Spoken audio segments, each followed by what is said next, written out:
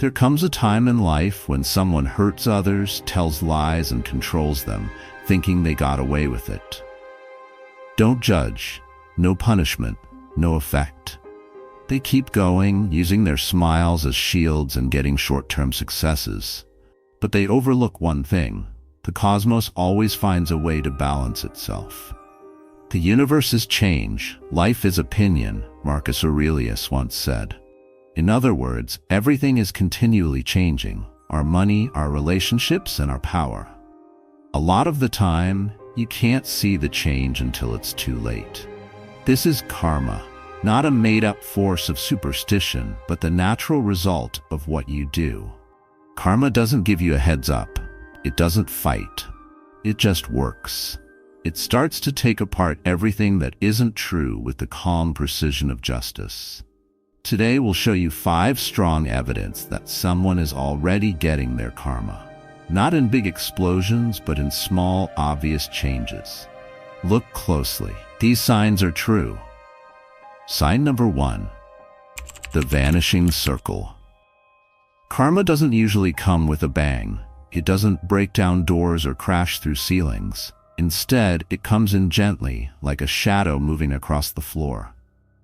One of the first and most obvious symptoms that someone is starting to get their karma is that their social group starts to break up. At first, it's not really clear.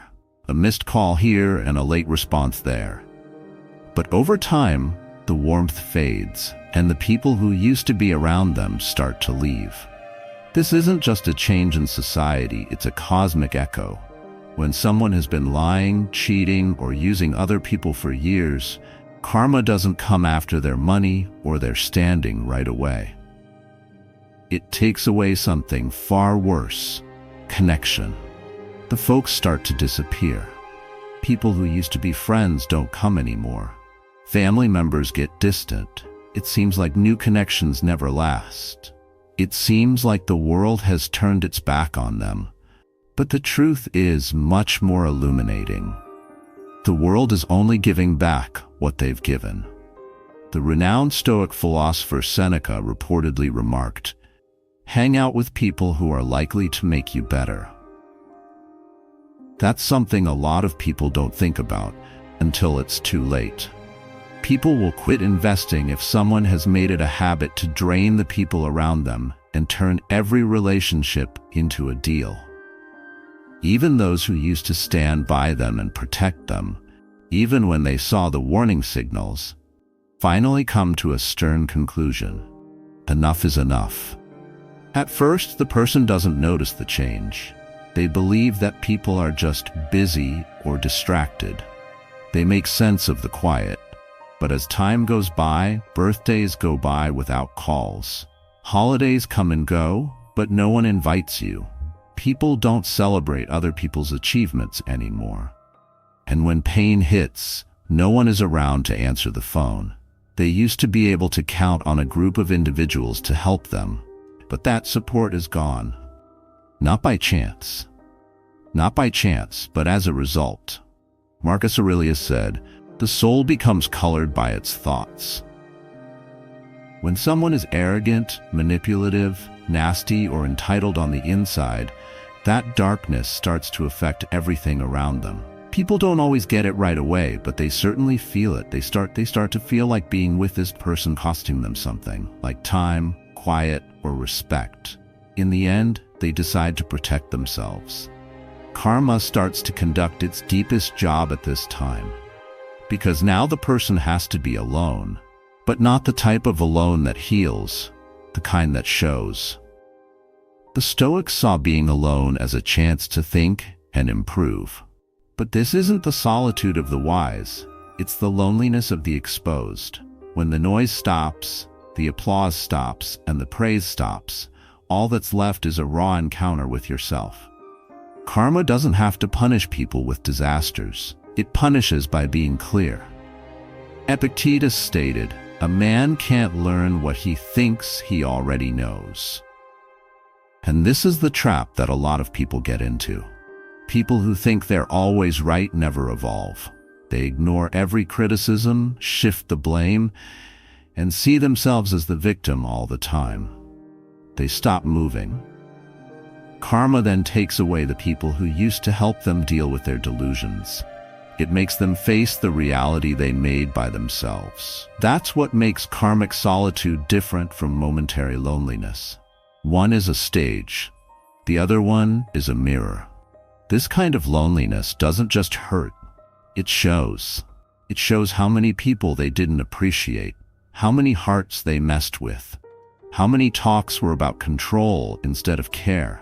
It makes every time they chose ego over humility, lying over honesty, and power over compassion look bad. And maybe the worst thing of all is that the folks who left were the ones who loved them the most at one point. These people weren't just acquaintances. These were the friends that let things go too easily. The couples who were willing to give it another shot. The family members that wanted them to change. It's not random that they're leaving. It's karmic timing. The cosmos takes away the faithful when they have been tested for too long. What comes next is an empty emotional environment. They may still have money. They might still be important, but they don't have somebody to share it with. It's quieter at dinner. The laughter isn't real. The winds don't signify anything. People's spirits want to connect with others, even if they act like they don't need anybody else. We are made to fit in. And when we lose that sense of belonging with our own acts, the loneliness feels worse than any punishment could. Karma doesn't just take away the old, it also stops the new from coming in. Yes, new individuals come into their lives, but they don't stay. They can see past the charm. They can feel the energy. They leave early, and sometimes they don't even say why. It starts to seem like a curse, but it isn't. It's just the result of a character that hasn't altered.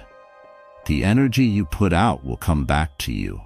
And if you've been ruining your relationships by being manipulative or frigid, that pollution will eventually become your environment. According to Stoicism, the cosmos is logical and reacts to how you feel within. And when your inner world is sick, the exterior world will eventually show it. Karma doesn't cut you off to hurt you. It does it to show you the reality. In silence, with thought. But for a lot of people, looking back is too hard to do. So they get numb. They take your mind off things. They point fingers. And by doing this, people are stuck in a loop where the circle continues becoming smaller and the loneliness keeps getting bigger.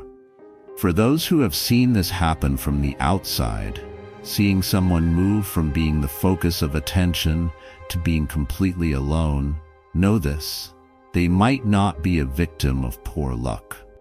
They could be walking through a storm they made with their own hands. Karma doesn't always yell. It sometimes murmurs, "Look around. Where did everyone go?" When someone starts to feel empty quiet, like there's no one else around, and every room echoes with the sound of no one else, and the weight of being alone becomes too great to bear, that's not just bad luck. That's the start of karmic justice. You are left with the version of yourself that you made, and the people who used to clap, they've moved on. Not out of rage, but out of wisdom. That's the first indicator that someone is getting their karma. No fire, not a punishment, but folks just going away. Sign number 2, the pattern of misfortune. Take a close look. When karma moves, it doesn't just bring one storm, it comes a whole season. The individual who formerly appeared unbeatable starts to lose their grasp all of a sudden. Not all at once, but little by little. What used to come easily now seems to be just out of grasp. The employment offer goes away during the last interview. The promising relationship ends without any reason. Deals that used to come in like water now dry up before the ink dries. They don't know what to do and are upset because they think they have bad luck. But this isn't luck. It's the sound of every selfish deed coming back to haunt you. It's a consequence that looks like a coincidence, This is what karma is best at. It doesn't necessarily come with anger. It can come as bad luck, though. Quiet, steady, and unending. What used to be a succession of successes morphs into a string of failures, with each one making the next one worse. No matter how hard they try, doors that used to open without knocking now stay closed. This is the change, from favor to trouble, from flow to resistance.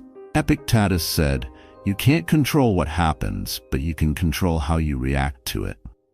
The Stoic way is to face problems with virtue, discipline, and calmness.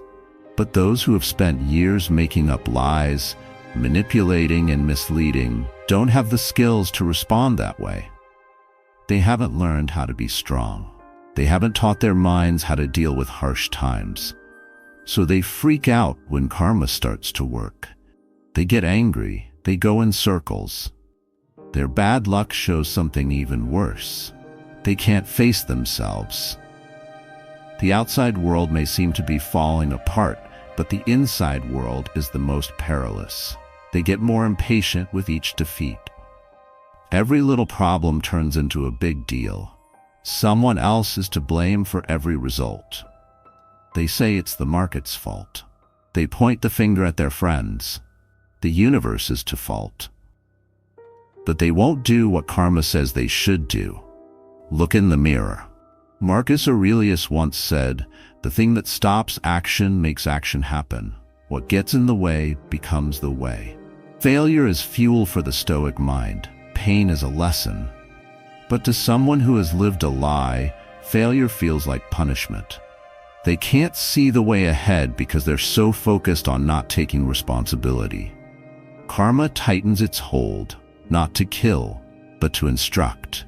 But here's the truth they'll never tell you. None of this is random. The missed chances, the repeated setbacks, and the steady loss of progress all point back to the same thing, their own choices. The people they injured are no longer around to give them chances. They are now stuck in the shortcuts they took.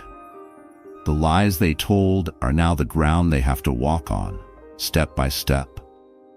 They are being dragged into a storm they made, and no one is coming to help them get out of it. And then the worst part comes, the pattern. One mistake might be forgiven. Two could just be a coincidence.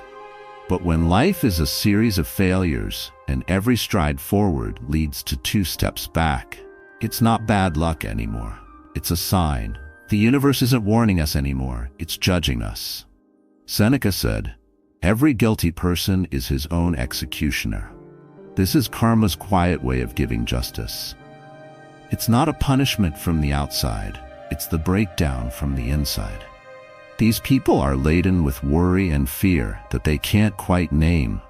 They think other people are watching, judging, and cursing them, but they're not. It's their own conscience coming back after being pushed down for years. Karma has brought everything out into the open. Watch closely and you'll see the signs. Their energy starts to change. Their behavior goes from calm to angry. They get angry, paranoid, and reactive. They can't enjoy wonderful things, even when they happen. Why? Because the germ of guilt has already been sown. And once guilt wakes up, it brings its own punishment. Overthinking, not trusting, and sabotage. They invite failure by expecting it to happen. This is how bad luck happens. It's not just things that happen, it's how you think. The globe shows them the exact frequency they've been denying. The trust they shattered comes back to them as broken trust. The lies they told come back as confusion. People they used come back as cold shoulders. It doesn't need to spin anymore.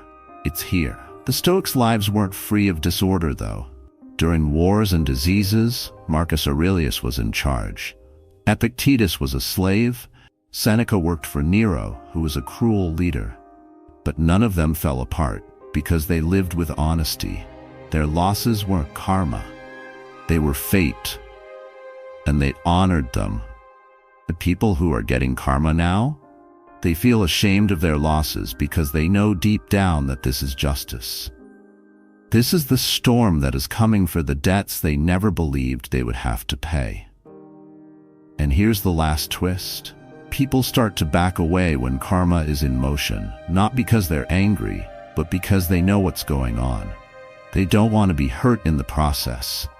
They don't want to get stuck in the downward spiral. So the person is not just a failure, but also alone. The same loneliness from sign number 1 is now worse. No help, no backup. Just the weight of the repercussions of every strategy they try to make. Don't think this is bad luck if you see it in someone else's life. Check out the pattern. Check out their history. The hurt they caused before is coming back in new ways that are quiet, poetic, and clear. Karma doesn't always make a lot of noise. It seems like everything is going wrong at the same moment, yet silently. That's not a storm. That's a whole sentence. And if you want to live differently and learn the deeper principles of life, keep this in mind. The truth lasts a long time.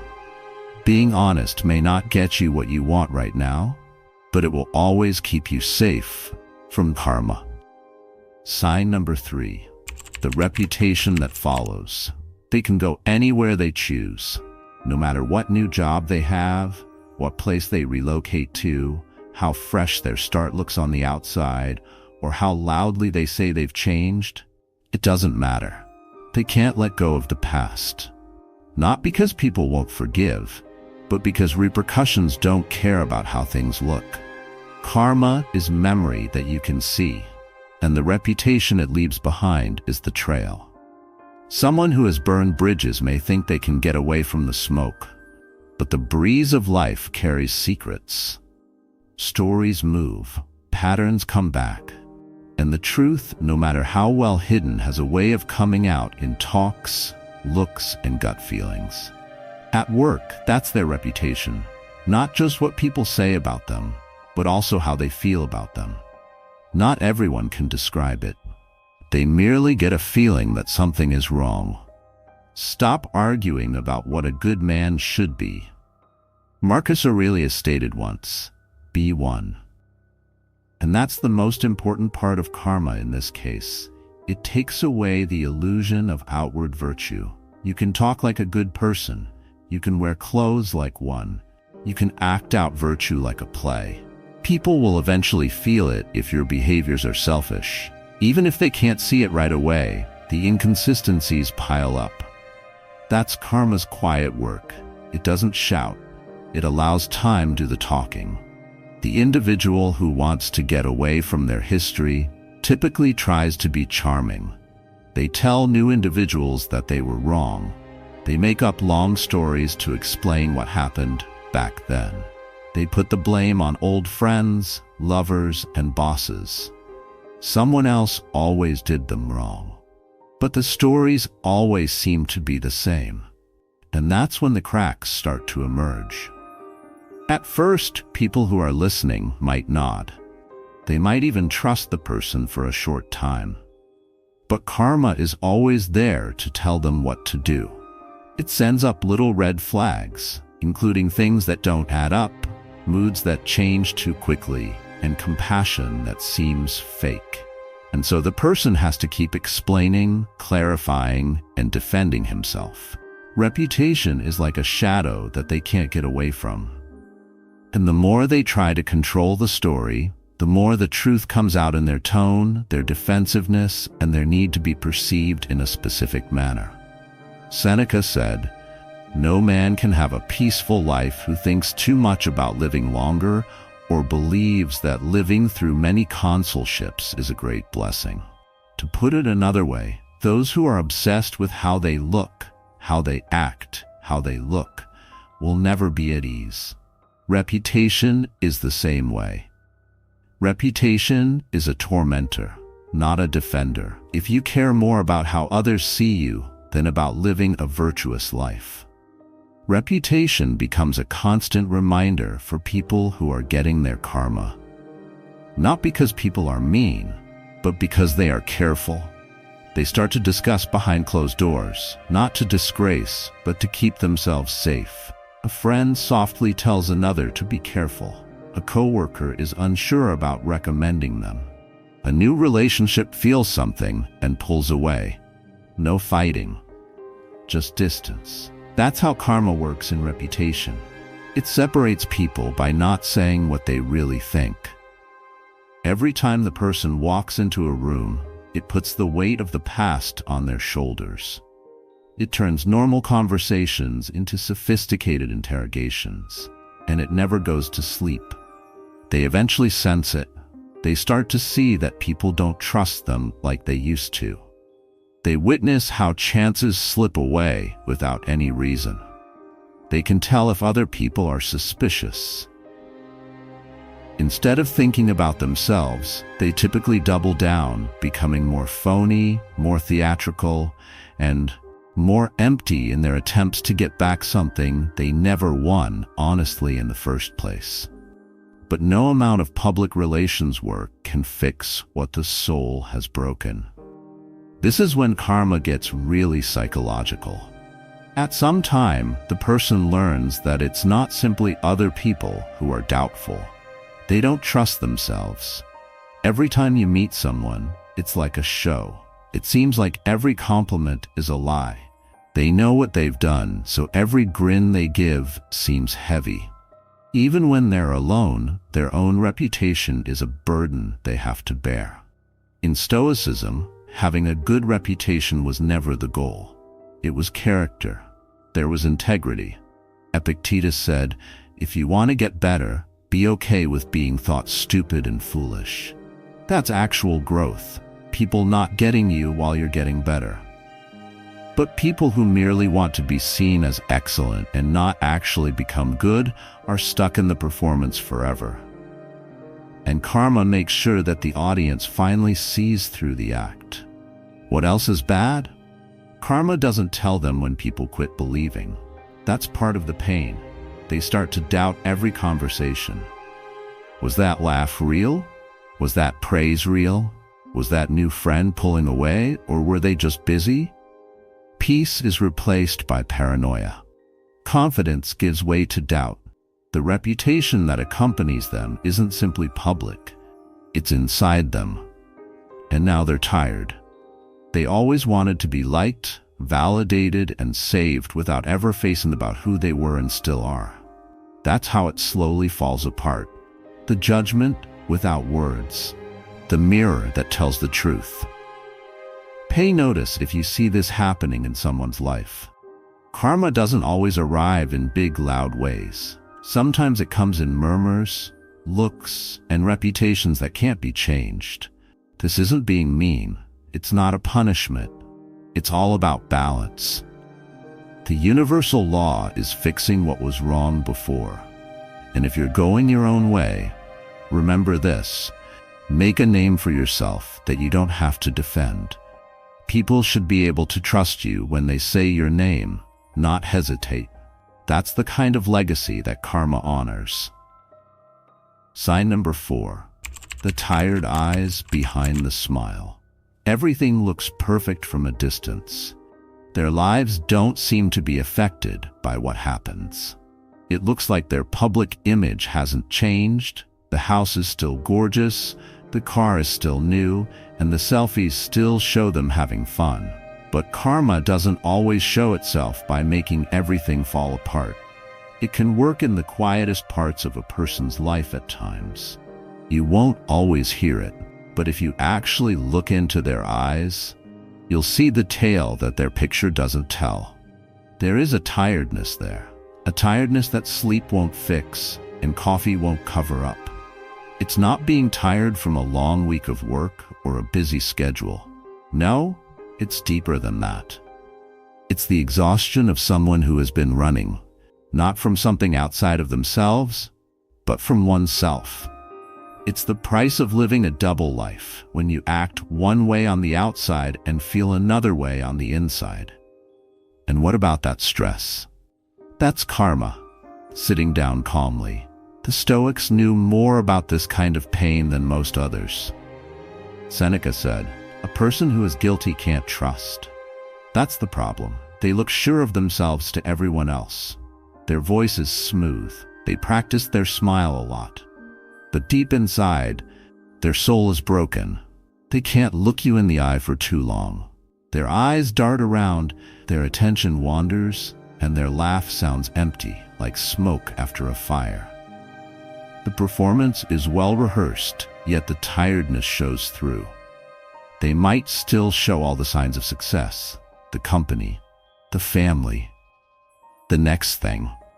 But they've lost the most crucial thing, tranquility. And karma knows how to hit you where it hurts the most. It doesn't necessarily take away everything you've worked for. It can let you preserve everything, but it can also make it impossible for you to enjoy any of it. It's the awful gift of inner unrest. You have everything, but still feel empty. Marcus Aurelius warned of this internal disintegration when he observed, "There is no place where a man can find a quieter or more peaceful retreat than in his own soul." But for someone who has hurt other people, acted out of selfishness, brutality, or lying, the soul is no longer a safe place. It turns into a haunting mansion. The hallways are filled with memories of evil done. Every quiet moment is louder than applause. Every time they are alone, they see in the mirror what they would rather forget. So, they try to escape into things that take your mind off of things, into a lot of noise, into workaholism, going to too many social events, having shallow relationships and traveling too much, anything to keep the noise in their head from getting too loud. But it doesn't work. You can move, but you can't run away from your conscience. You have karma in your head now. And it knows the right time to whisper, "Remember what you did?" Late at night, early in the morning, or during those little minutes of stillness. Over time, this mental stress builds up. At first, it's not obvious. A little more grumpiness, a little less presence, a fuse that is shorter. Then it gets worse. Insomnia, a developing sense of paranoia, being unable to rest, and always being distracted. They start to be afraid of being alone. They need something to drown out the silence, like noise in the background, music playing all the time, or the TV on.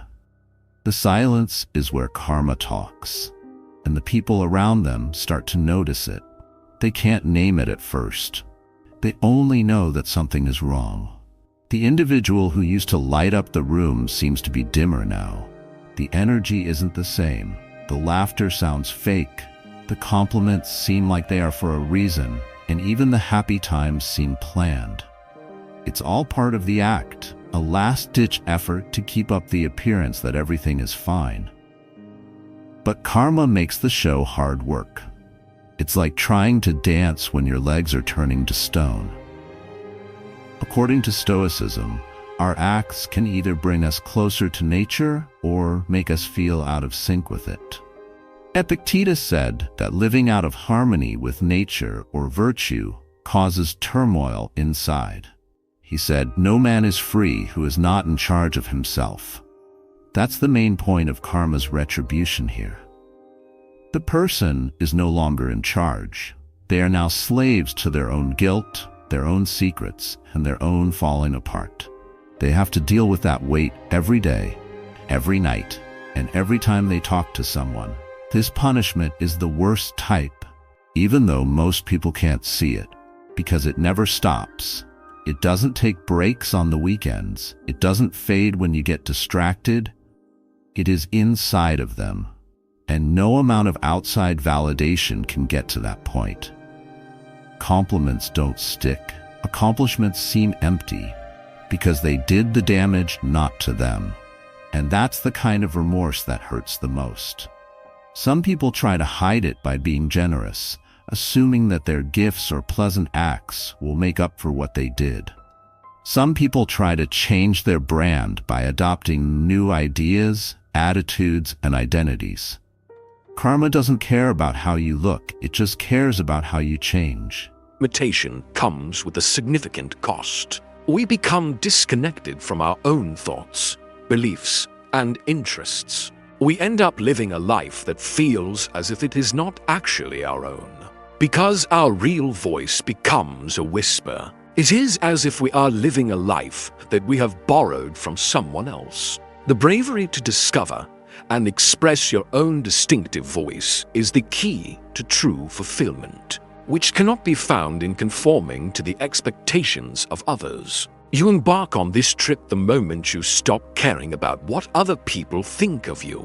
You grant yourself the authority to be unique when your fear of being judged starts to diminish. You will discover that expressing your personal thoughts, even if they are not popular, will come naturally to you, instead of chasing the passions that are popular or socially acceptable. You will begin to pursue your own passions. You will defend the principles that you hold dear, despite the fact that it may feel like you are the only one who is doing so. Your most valuable possession is your authenticity. It is the essence of what you are, and it is the only thing that can lead you to a life that is truly meaningful and purposeful. This viewpoint is completely in line with the Stoic philosophy, which emphasizes that people should live their lives in accordance with nature, not exterior nature, but rather human nature and reason. Stoics believed that the most virtuous way to live was to lead a life that was guided by rationality and virtue while being true to our innermost selves, becoming loyal to yourself and your rational thinking, rather than becoming a follower of the mob, is what it means to live in line with your nature, according to Epictetus, who was a master of this concept. The only thing that we can legitimately claim as our own is our internal character. He was of the opinion that attempting to live our lives in such a way that we get the approval of others is a deep and fundamental violation of our own true character. We cease to function as intelligent, autonomous people when we compromise our integrity in order to satisfy the mob. We are behaving as if we are puppets, with our strings being tugged by the ideas of other people. You begin to take charge of your own life and cease acting like a follower. When you start to concentrate on the things that you can control, such as your thoughts, your actions, and your character, the most effective thing you can do to begin living a life of true authenticity and inner freedom is to make this transition from being a mimic to being a creator. Number 8. You'll become more resilient to criticism. Criticism, whether it is meant to be constructive or not, can feel like a hurricane when our sense of self-worth is like a house that is constructed on the shifting sand of external approval. It feels like a personal attack that threatens to destroy our entire sense of self-worth and self-esteem. We can find ourselves in a downward spiral of self-doubt as a result of a negative review, a comment that was made without much thought, or simply a lack of praise. When it comes to our capabilities and the worth that we possess as individuals, we consider each and every piece of feedback to be a final and definite decision. We become extremely vulnerable as a result of this thinking, which causes us to second-guess our decisions, our abilities, and our self-worth every time someone expresses an opinion that does not match up with the way we would like to see ourselves. Nevertheless, when you fully realize that the opinions of others are nothing more than that, opinions, criticism loses its ability to influence you. It is just reduced to another piece of information, rather than a direct attack on your moral character. You come to understand how to receive criticism without feeling like you have failed. This enables you to take a step back and objectively determine which resources are beneficial and which ones are not. You are able to release the comments that are unhelpful or nasty without them having an impact on your self-esteem. And you can use the beneficial elements to develop and enhance yourself. The change involves moving away from responding to situations in an emotional and reactive manner, and instead adopting a more proactive and analytical approach. You are no longer the subject of a public opinion poll. Instead, you are the one who determines what happens in your life. This issue was explicitly and profoundly addressed by Epictetus, who was a Stoic philosopher. He encouraged the pupils who were under his instruction to consider an insult to be an occasion, to work on their moral character rather than an experience that would cause harm. He instructed that insults are not powerful because of the words that are used, but because of the fact that we give them our consent. In the words of his colleague, if someone succeeds in provoking you, realize that your mind has assented to the provocation. It is not the insult itself that is the issue. It is the manner in which we respond to it. A key premise of Stoicism is that we are unable to control the actions or words of other people, but we are always able to control the manner in which we respond to them. This particular lesson is a fundamental building block for developing inner resilience. You construct a fortress of self-respect that cannot be penetrated by any external judgments. When you decide to avoid giving power to the words of others, although the individual who genuinely comprehends that no one cares about them is not completely invulnerable to any and all comments, they are no longer emotionally reliant on them. They have the freedom to listen, absorb information, and then go on, leaving the noise that is not useful behind them. This resilience is not simply a screen against negativity. It is also a basis for a life lived with unflinching confidence. Number 9. You'll define success on your own terms. Society gives us with a prefabricated definition of success from the time we are born. This definition, which is universally accepted, includes a high-paying job, a spacious house, a brand-new vehicle, a family that is perfect, and a retirement plan that will allow us to travel. We are informed, both in a direct and indirect manner, that these outward signs are the most conclusive evidence that a person has lived their life in an appropriate manner. Consequently, we devote our life to pursuing these objectives, and in the process, we frequently relinquish the things that we are truly passionate about, our personal well-being, and the time that we spend with our loved ones. The tragic irony is that the majority of individuals who achieve this success discover that they are left feeling empty and unfulfilled as a result. The items that they were informed were going to make them happy ultimately leave them feeling empty. They were pursuing a vision of a fulfilling life that was not their own, but rather someone else's. That is the reason why. It is when you cease to be concerned with the opinions of other people that you acquire the bravery necessary to deconstruct this definition that has been prepackaged and to develop your own definition in its place. This deed is not only revolutionary, but it is also emancipating. You start questioning yourself about what is most important to you in life. You may define success as a life filled with travel and adventure, a career in a creative sector that does not pay as well,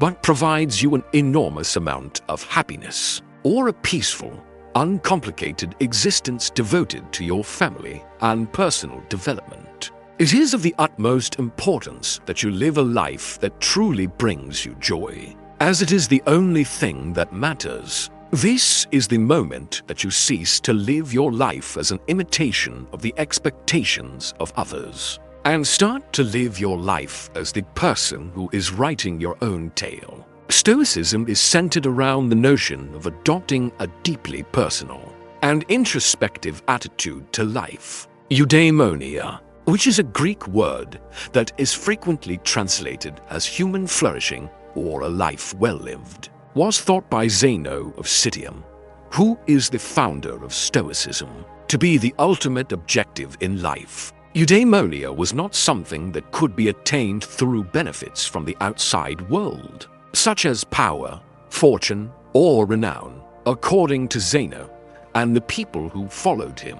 Rather, It was something that was obtained by living a moral life that was in accordance with reason. They were aware of the truth that lasting contentment is derived from within, from having a clear conscience, a strong moral compass, and a life that is lived with integrity. The Stoics emphasized that we have the ability to be satisfied regardless of the circumstances that exist in our outward environment by placing an emphasis on our internal state. They did not believe that riches was a bad thing, but they were opposed to the idea of pursuing it at the expense of one's moral principles. You will no longer be a slave to society's interpretation of what it means to be successful. Once you have internalized this lesson, you are at liberty to live your life in a way that is genuinely significant to you. And in the process of doing so, you will discover a sense of fulfillment that no amount of validation from outside sources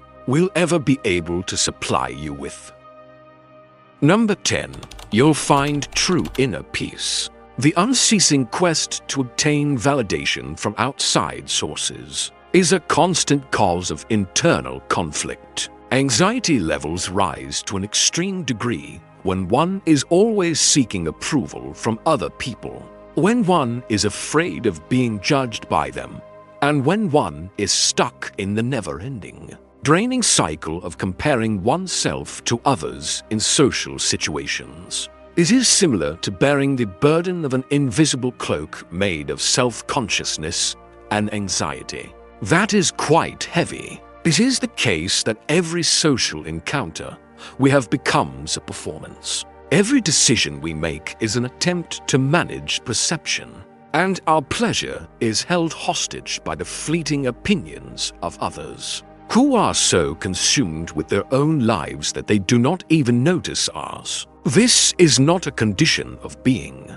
It is a state of war with oneself. The peace of mind that comes with embracing the fact that no one genuinely cares is the most deep and liberating lesson that can be learned from this experience. It is like to finally discarding the cumbersome cloak when you finally relinquish this weight. The moment you truly understand that you are enough, exactly as you are, you will no longer feel the need to perform for an audience. A quiet, unwavering certainty begins to take over. This is not the loud, showy self-assurance that demands attention. Rather, it is a profound, peaceful awareness that your value is inherent and does not rely on the favor of any other person. You can begin to enjoy your life rather than continuing to struggle. Because of this sense of inner peace, you come to the realization that the tranquility you have been searching for cannot be found in external accomplishments or recognition from others. Rather, it can be found in the quiet surrender to your own authenticity. This feeling serves as one of the fundamental principles of Stoic philosophy. When he wrote his moral letters to Lucilius, Seneca brilliantly stated this idea, remarking, "The person who is poor is not the one who has too little, but the one who desires more."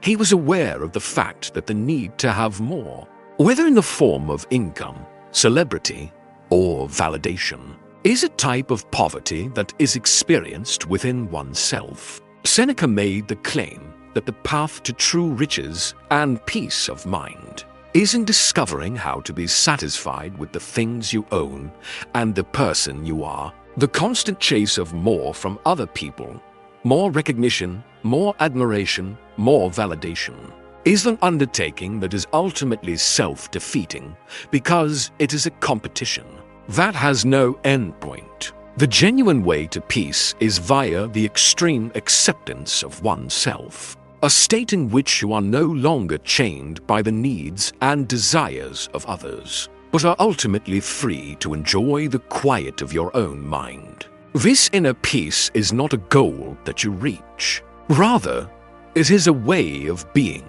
and it is a way of being that is authentically and unapologetically free of any constraints.